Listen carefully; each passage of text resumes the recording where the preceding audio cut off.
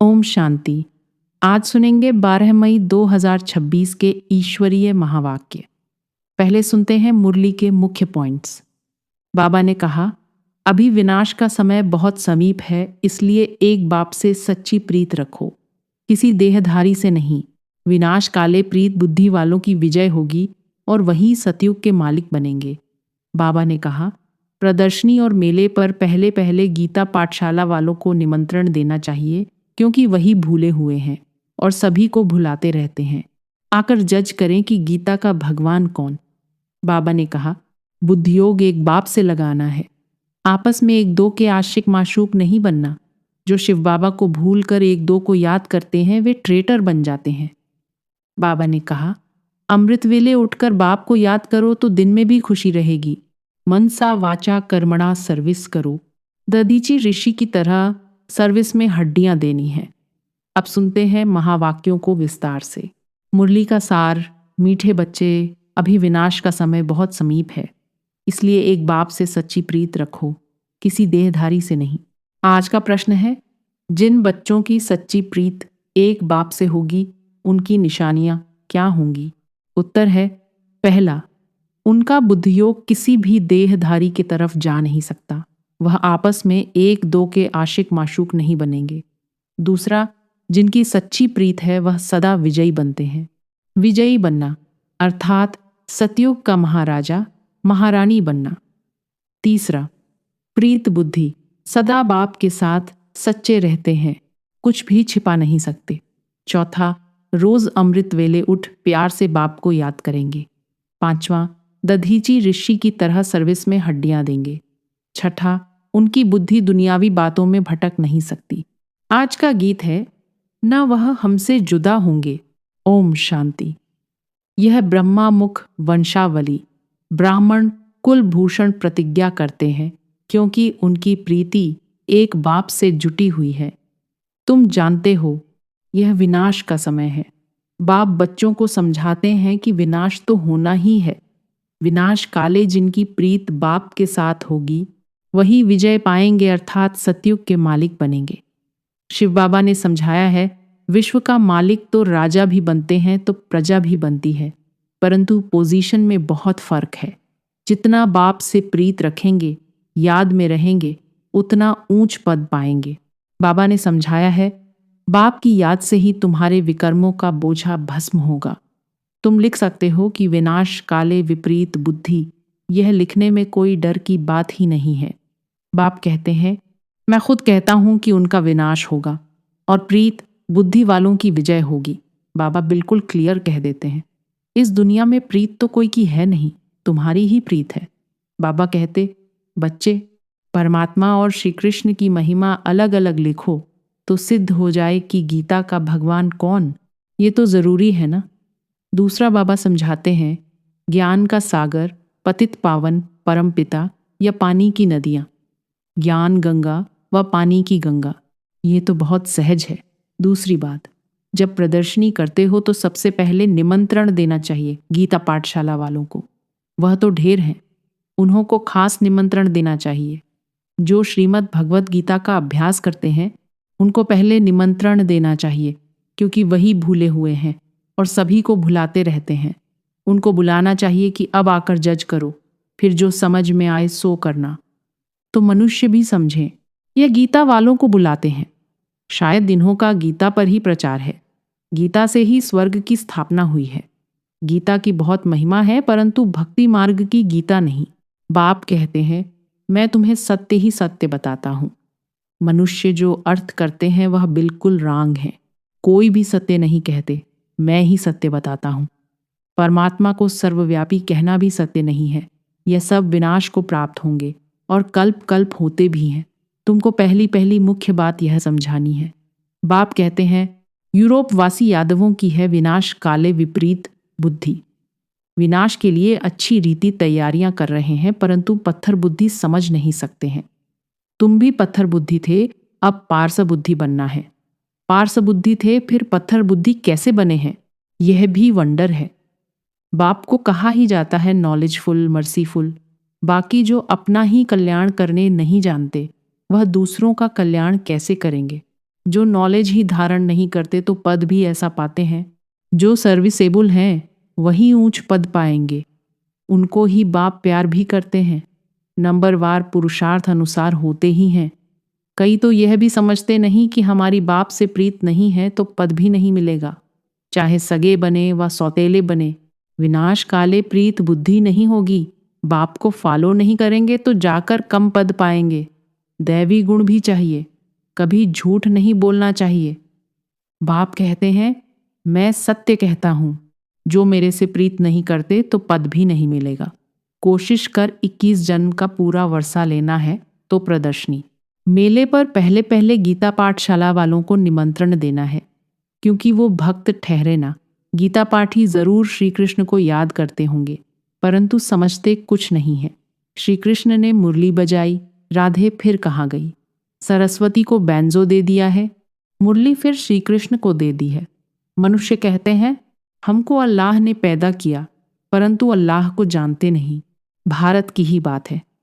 भारत में ही देवताओं का राज्य था। उन्हों के चित्र मंदिरों में पूजे जाते हैं। बाकी किंग्स आदि के स्टैच्यू तो बाहर लगा देते हैं, जिस पर पंछी आदि किचड़ा डालते रहते हैं। लक्ष्मी नारायण, राधे कृष्ण आदि को कितना फर्स्ट क्लास जगह पर बिठाते हैं। उन्हों को महाराजा महारानी कहते हैं। किंग अंग्रेजी अक्षर है। कितना लाखों रुपया खर्च कर मंदिर बनाते हैं, क्योंकि वह महाराजा पवित्र थे। यथा राजा रानी तथा प्रजा सब पूज्य है। तुम ही पूज्य फिर पुजारी बनते हो। तो पहली बात है, बाप को याद करो। बाप को याद करने का अभ्यास करने से धारणा होगी। एक के साथ प्रीत नहीं है तो फिर और के साथ लग जाती है। ऐसी ऐसी बच्चियां हैं जो एक दो को इतना प्यार करती हैं, जो शिव बाबा को भी इतना नहीं करती। शिव बाबा कहते हैं, तुमको बुद्धि योग मेरे साथ लगाना है या एक दो में आशिक माशूक बन जाना है, फिर मेरे को बिल्कुल ही भूल जाते हैं। तुमको तो बुद्धि योग मेरे साथ जोड़ना है, इसमें मेहनत लगती है। बुद्धि टूटती ही नहीं है। शिव बाबा के बदले दिन रात एक दो को ही याद करते रहते हैं। बाबा नाम सुनाए तो ट्रेटर बन जाते हैं, फिर गाली देने में भी देरी नहीं करते। इस बाबा को गाली दी तो शिव बाबा भी झट सुन लेगा। ब्रह्मा से नहीं पढ़े तो शिव बाबा से पढ़ न सके। ब्रह्मा बिगड़ तो शिव बाबा भी सुन न सके। इसलिए कहते हैं, साकार से जाकर पूछो। कई अच्छे अच्छे बच्चे हैं जो साकार को मानते ही नहीं, समझते हैं यह तो पुरुषार्थी हैं। पुरुषार्थी तो सब हैं, परंतु तुमको फॉलो तो माँ बाप को ही करना है। कोई तो समझाने से समझ जाते हैं, कोई की तकदीर में नहीं है तो समझते नहीं, सर्विसेबल बनते नहीं, परंतु बुद्धि एक बाप से रखनी होती है। बहुत आजकल निकले हैं जो कहते हैं, मेरे में शिव बाबा आते हैं। इसमें बड़ी संभाल चाहिए। माया की बहुत प्रवेशता होती है, जिनमें आगे श्री नारायण आदि आते थे, वह भी आज है नहीं। सिर्फ प्रवेशता से कुछ होता नहीं है।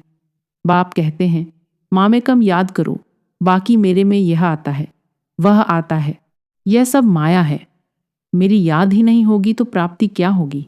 जब तक बाप से सीधा योग नहीं रखेंगे तो पद कैसे पाएंगे, धारणा कैसे होगी। बाप कहते हैं, तुम माँ में कम याद करो। ब्रह्मा द्वारा ही मैं समझाता हूँ, ब्रह्मा द्वारा ही स्थापना हुई है। त्रिमूर्ति भी जरूर चाहिए। कोई तो ब्रह्मा का चित्र देख बिगड़ते हैं, कई फिर श्री कृष्ण के 84 जन्म देख बिगड़ते हैं, चित्र फाड़ भी डालते हैं। अरे यह तो बाप ने चित्र बनवाए हैं। तो बाप बच्चों को समझाते हैं, भूलो मत, सिर्फ बाप को याद करते रहो। बांधेलियों को भी रड़ियां नहीं मारनी है, घर में बैठे बाप को याद करती रहो। बांधेलियों को तो और ही ऊंच पद मिल सकता है। तुम बच्चों को ज्ञान देने वाला है ही एक ज्ञान सागर। स्पिरिचुअल नॉलेज एक बाप के सिवाय और कोई में है नहीं। ज्ञान का सागर एक परमपिता परमात्मा ही है, उसको ही लिबरेटर कहा जाता है। इसमें डरने की क्या बात है। बाप बच्चों को समझाते हैं, बच्चों को फिर औरों को समझाना है। बाप कहते हैं, मुझे याद करो तो सदगति को पाएंगे।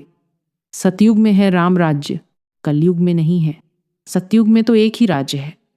यह सब बातें तुम्हारे में भी नंबरवार हैं, जिनकी बुद्धि में धारण होती हैं। जिनको धारणा नहीं होती है, विनाश काले विपरीत बुद्धि कहेंगे, पद पा नहीं सकेंगे। विनाश तो सबका होना है, यह अक्षर कम है क्या। शिव बाबा कहते हैं, विनाशकाले प्रीत बुद्धि बनो। यह तुम्हारा अंतिम जन्म है। इसमें अगर तुम प्रीत नहीं रखते हो तो पद भी नहीं मिलेगा। सच्चे दिल पर साहिब राजी होता है।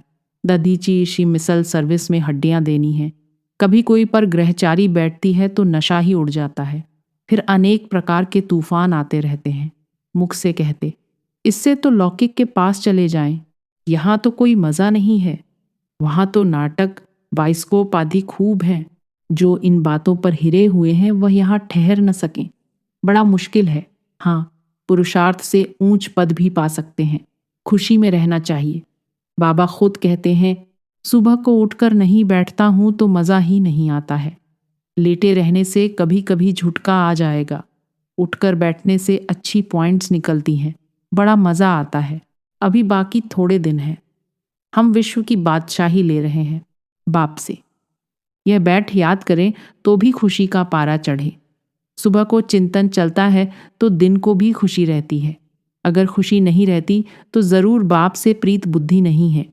अमृत वेले एकांत अच्छी होती है। जितना बाप को याद करेंगे उतना खुशी का पारा चढ़ेगा। इस पढ़ाई में ग्रहचारी बैठती है क्योंकि बाप को भूलते हैं। बाप से वर्षा लेना है तो मनसा वाचा कर्मणा सर्विस करनी है। इस सर्विस में ही यह अंतिम जन्म व्यतीत करना है। अगर और दुनियावी बातों में लग गए तो फिर यह सर्विस कब करेंगे? कल कल करते मर जाएंगे। बाप आए ही हैं स्वर्ग में ले जाने के लिए। यहाँ तो लड़ाई में कितने मरते हैं, कितनों को दुख होता होगा। वहाँ तो लड़ाई आदि होगी नहीं। यह सब पिछाड़ी के हैं, सब खत्म होने हैं। निधन के ऐसे मरेंगे, धनी के जो होंगे वह राज्य भाग्य पाएंगे। प्रदर्शनी में भी समझाना है कि हम अपनी कमाई से, अपने ही तन मन धन से अपना राज्य स्थापन कर रहे हैं। हम भीख नहीं मांगते हैं, ज़रूरत ही नहीं है। ढेर भाई बहन इकट्ठे होकर राजधानी स्थापन करते हैं। तुम करोड़ इकट्ठा कर अपना विनाश करते हो। हम पाई पाई इकट्ठा कर विश्व का मालिक बनते हैं। कितनी वंडरफुल बात है। अच्छा, मीठे मीठे सिकीलधे बच्चों प्रति मात पिता बाप दादा का याद, प्यार और गुड मॉर्निंग। रूहानी बाप की रूहानी बच्चों को नमस्ते। धारणा के लिए मुख्य सार। पहला पॉइंट है, अमृत वेले एकांत में बैठ बाप को प्यार से याद करना है। दुनियावी बातों को छोड़ ईश्वरीय सेवा में लग जाना है। दूसरा पॉइंट है, बाप से सच्ची दिल रखनी है। आपस में एक दो के आशिक माशूक नहीं बनना है। प्रीत एक बाप से जोड़नी है, देहधारियों से नहीं। वरदान है, सर्वशक्तियों की संपत्ति से संपन्न बनदाता बनने वाले विधाता वरदाता भव। जो बच्चे सर्वशक्तियों के संपत्तिवान हैं वही संपन्न और संपूर्ण स्थिति के समीपता का अनुभव करते हैं।